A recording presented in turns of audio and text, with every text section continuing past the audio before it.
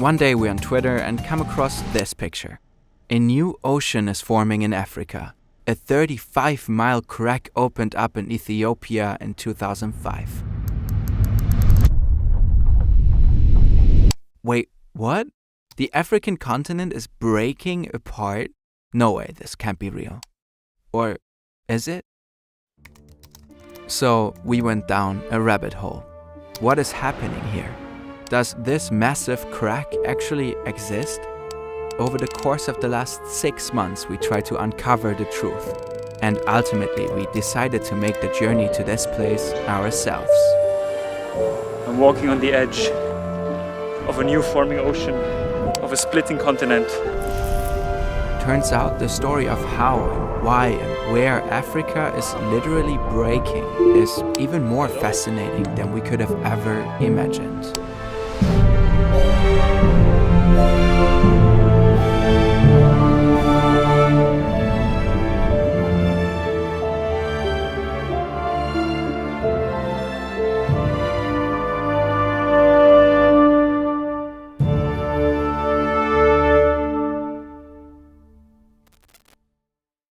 As Day One Vox fans, this is our chance. Our own Circle in the Sahara video. Well, maybe not as mysterious, but still. We start our research and come across this photo again and again. It could be Photoshop. We inspect it and it doesn't seem to have obvious flaws, but we are no experts by any means. So we do a quick Google image search, and even big outlets like NBC use this photo. So it's at least unlikely that it's fake. And there's a credit for Anthony Philpotts as the photographer. So we decide to look for him, Anthony Philpotts. And we learn that he is jackpot, a professor emeritus of geology and geophysics at the University of Connecticut. At this point we are excited. So we write him a message asking if he would be interested to do a video call with us. We wait a few days.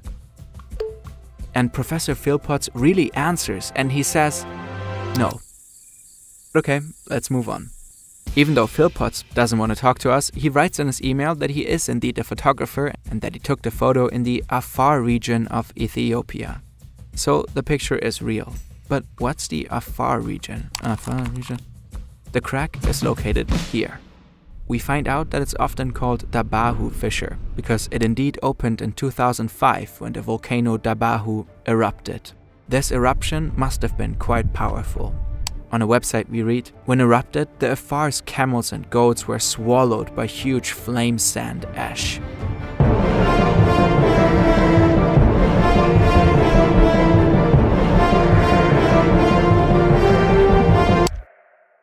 What? In a paper, a scientist writes, 700 goats, 200 camels, and 70 donkeys killed. The volcanic ash and gases caused some issues for the locals, but thankfully no one died. Only one person was injured. But where exactly is the Dabahu fissure? If you search for it on Google Maps, you only find the volcano, not the fissure itself. And we can't spot it next to the volcano. So we look for a new expert who has visited the Afar region and find Dr. Derek Keir. He's an associate professor in earth science at the University of Southampton and has a really cool profile picture on his Twitter. Geologists really be flexing those lava pics. And this time we are lucky. He agrees to talk to us. Dr. Keir visited the Afar region about 20 times already. It's basically positioned just north of Dabahu or northeast of Dabahu, between Dabahu volcano and another volcano called Gabho. It's more or less directly in between the two. I think Gabho is about, 10 or 20 kilometers north of Dabahu. So the vent site is about 5 or 10 kilometers north of Dabahu. And I suppose in the literature, the vent is called Daure. It's the name that's been used for the specific vent because that's the name that the local people use for the area. Alright, such a big rift might be recognizable on satellite imagery. On Google Maps we only see clouds, so let's try to find it on Google Earth instead. Ethiopia is huge. It's 5 times bigger than the UK, or about the size of Texas and California combined for our American audience.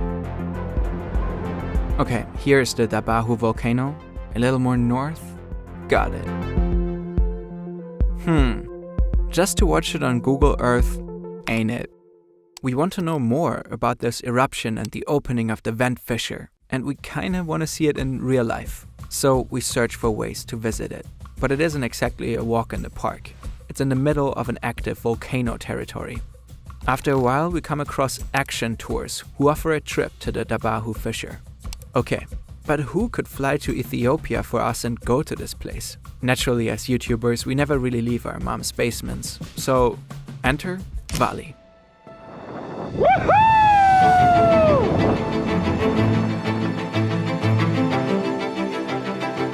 He is our former art director, does go outside regularly, and has been hitchhiking through the world since like 2 years. Of course I'm in. I'm just in the middle of India right now. Vali is making the trip for us, but it will take a little preparation.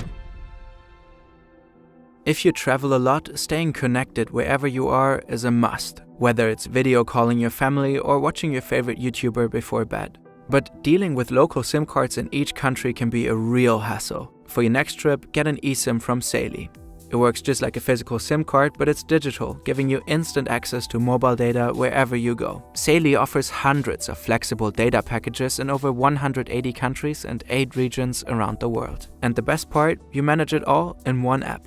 It's super easy to set up. Let's say you want to travel around India like Vali. Before you leave, you download the Sally app, choose a package that suits you, and activate it. Once you arrive at your destination, your eSIM automatically connects. Now you can hop between countries and always stay connected. No matter if you're here, or here, or here.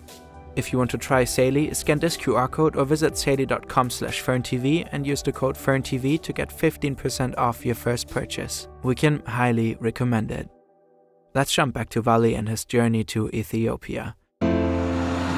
I'm inside an Indian truck. It's about 1 a.m. There's 2,000 kilometers to go until Chennai. I have 3 more days to catch a flight to Ethiopia, Addis Ababa.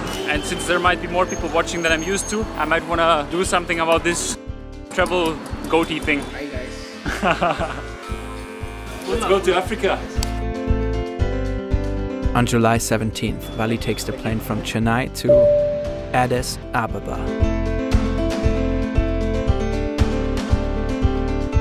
Here Vali meets Misganao. He's from Action Tours and will help Vali to get to the vent fissure. Tomorrow they will fly from Addis Ababa to Samara. There they will meet the rest of the team. Then they will drive with 2 cars into the desert and trek 6 hours to the Dabahu fissure. It's a big bird is flying and God must be crazy. Now we are getting up, fly, robin flying, robin, up. It's just like that, up. While Vali and Misganao are on the plane to Samara, let's take a closer look at the splitting of Africa.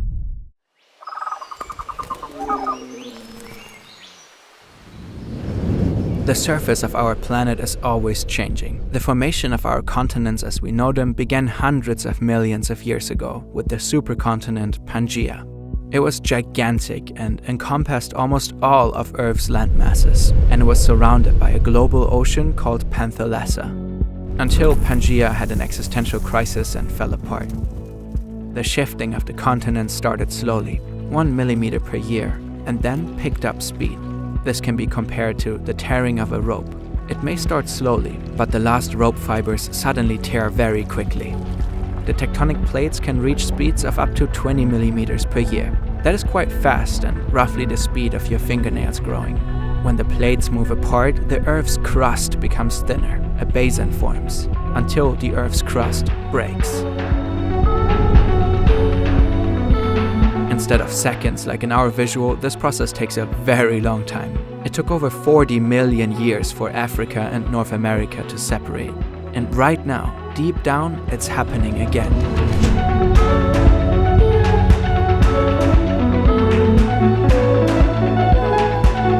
This is the East African Rift System. It's an active continental rift zone. It stretches over 6,000 kilometers, roughly from the edge of the Red Sea through Ethiopia to Mozambique. You can even see it from space. It consists of a series of rift valleys. It's currently the largest continental rift on Earth. This rift system is not a new phenomenon. It all started millions of years ago. Over the past 30 million years, the Arabian Plate has been moving away from Africa. The ground sank. This created the Red Sea and the Gulf of Aden. Along the East African Rift, the Somali Plate and the Nubian Plate are drifting away from each other. Where the tectonic plates move apart, rift valleys form. From the Red Sea, the rifting extends southward. Here, the East African Rift system splits into two branches, an eastern and a western branch. There's the Eastern Rift that runs more or less through central Kenya, and then the Western Rift is sort of running more or less on the border of several countries like Rwanda, Burundi, Uganda, and then a major part of that western part of the rift runs basically right through the border of Tanzania and the Congo, the Democratic Republic of Congo, and then between Tanzania and Zambia. And then it sort of becomes one single rift again when you get down to roughly Malawi. The rift sort of goes through Malawi and then into countries like Mozambique and Botswana. The rifting process also created three microplates: the Victoria Plate, the Rovuma Plate, and the Luandro Plate. Along the rifts is a lot of volcanic activity. These forces are immensely powerful. They once formed Mount Kilimanjaro in the north of Tanzania. Today, it is the highest mountain in Africa. The east and west branches are very different. Mountain massives like Mount Kilimanjaro probably had a major influence on the climate. They act as a barrier for clouds. As a result, you can find dry landscapes and vast savannas in the east and rainforests and lakes in the west. But this is the heart of the East African Rift system, the Afar region. Here, three tectonic plates meet: the Nubian or African Plate, the Arab Plate, and finally the Somali Plate, which is currently emerging. Basically, Somalia is rotating in a clockwise direction away from Nubia. So the result of that is that the motion are faster in the north, sort of roughly half a centimeter per year. Some researchers believe that a super plume is responsible for the tectonic changes right now. A mantle plume is an upwelling of hot rock material rising from deep in the Earth's mantle. They look like a scary hot mushroom. And super plumes are the same thing but huge, spreading over hundreds of kilometers. A super plume beneath Africa is likely to cause the plates to move apart. When the hot rock material spreads under the Earth's crust, it presses against the crust with so much force that it expands and eventually cracks open. Wherever the Earth's crust becomes thinner, the land sinks. Here, the ancient fractures and fault zones formed the current profile of the East African Rift Valley. The Afar region is one of the hottest places on Earth. Temperatures reach over 50 degrees Celsius in summer. It's a very active volcanic territory. It should be devoid of life, but it isn't.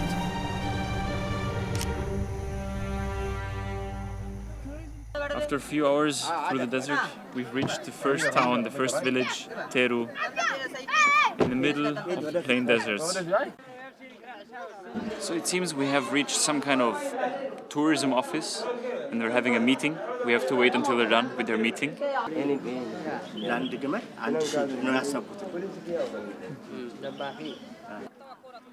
So we just collected Adam. And he will help us navigate this volcano landscape. I think we're asking for directions.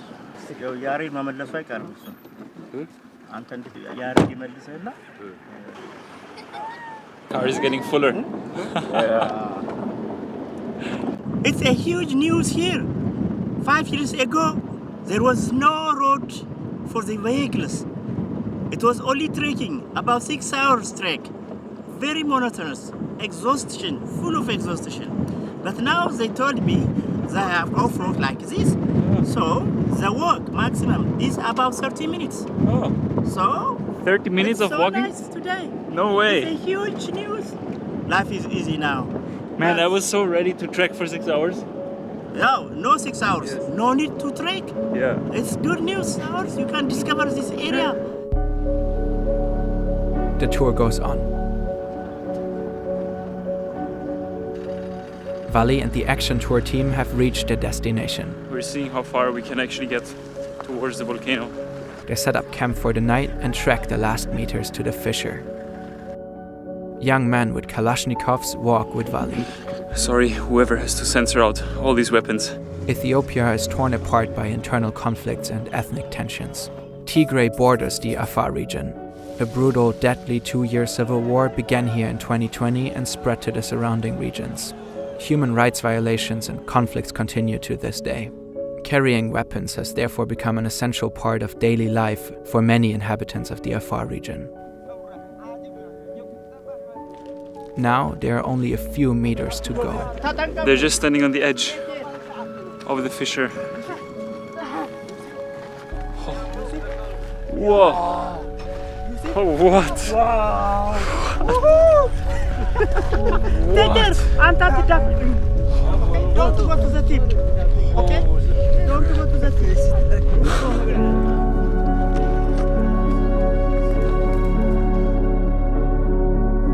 Incredible. Just watching the earth literally split into new parts. I doubt it'll get across on video, but with every step I take, it feels like the earth is actually somehow hollow.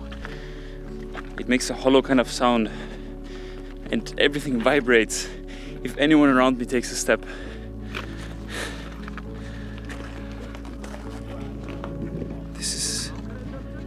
It feels like I'm not walking on stable ground, and there's this constant, you hear this, like rumbling all the time, rumbling and like boiling of the earth. It's a bit scary, to be honest, as if the earth could swallow me any second. This vent fissure is about 500 meters long, but it is only a small part.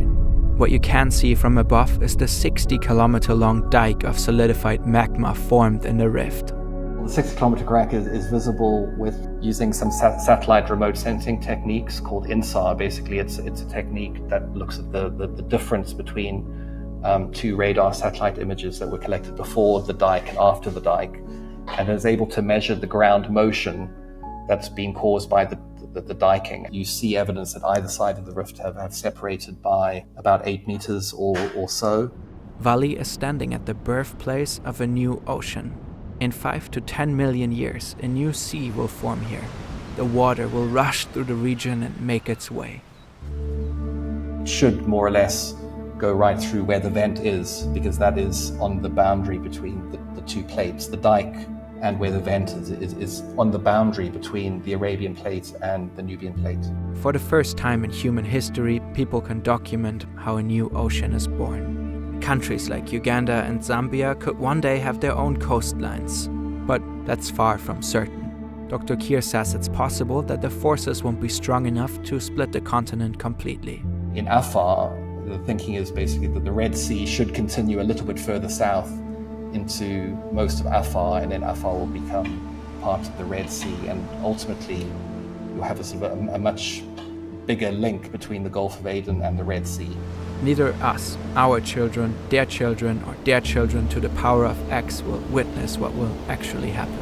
But even today, the Afar region is an exciting and fascinating place. The East African Rift is it's the final remnant of this rifting process of a supercontinent. It's the last major rift. You know, there have been periods of time where there haven't been so many continents. There's been sort of 1 or 2 big continents. Now there's like a lot of them spread around the world. So it's probably quite unusual, you know, in terms of the geological history of the planet, to have so many little continents. Even aside from geology, this place is special. I feel like these Afar people, they really embrace the spirit of this place. This place is nothing but impermanent, ever-changing, all the time, so quickly. Just like their homes. Around 2 million people live in Afar. Most are nomads, some of the last ones on Earth, and pastoralists.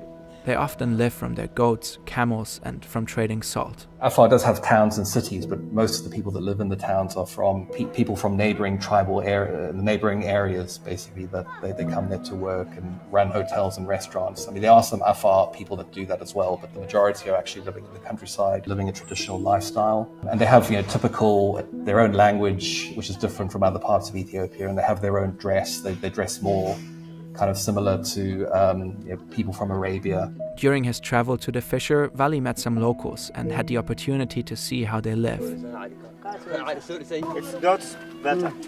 Goat's butter?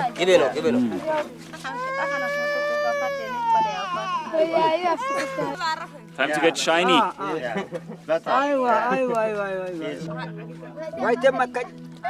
Okay. Goat milk. Goat butter. Mhm. Right from the volcano.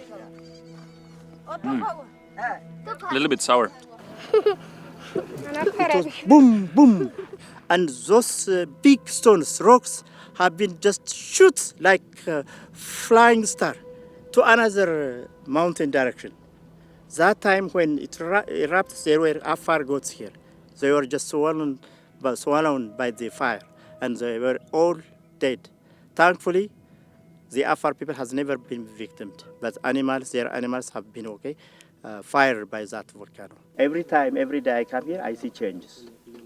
So, sooner or later, I will expect even a big explosion around here. And sometimes even there is earth movement here. The Afar people are facing a number of challenges, including recurring droughts, disease outbreaks, and conflicts. There's also a chronic water shortage. So Afar people use the volcanic activity to their advantage. So in many parts of the rift, especially around the Bahu, there's no sort of permanent water sources like rivers or lakes. But there is quite pure water that's produced from the hydrothermal system. So what people do is they deliberately find kind of hot vents and fumaroles where there's water vapor being emitted from some of the fractures and faults near the volcano. Vali even visited these fascinating water constructions. They just put some branches and the water collects by itself. They can just scoop it out during winter time. Now there's some rain, there's a lake nearby, but during winter they use this water only. Fascinating. We just spent the last few hours around the Bahu and now back to the camp. And man, what a powerful place is this.